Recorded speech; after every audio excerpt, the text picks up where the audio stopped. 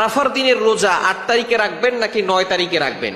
বাংলাদেশে আরাফার সময় আসলে একটি সমস্যা সকলের ভিতরে তৈরি হয়, সেটা হচ্ছে আমরা কি জিলহজ মাসের 8 তারিখে রাখবো নাকি 9 তারিখে রাখবো। কেননা জিলহজ মাসের 8 তারিখ হচ্ছে সৌদি আরবে 9 তারিখ, সেদিন বাংলাদেশে জিলহজ মাসের 8 তারিখে আরাফার দিন অনুষ্ঠিত হয়।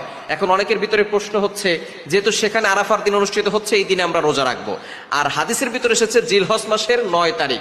এখন আমাদের যেহেতু একদিন পরে চাঁদ উঠে, এজন্য আমরা জিলহজ মাসের 9 তারিখে, একদল বলতেছে যে আরাফার দিনেই রোজা রাখবো, আর একদল বলতেছে জিলহজ মাসের 9 তারিখে রোজা রাখবো।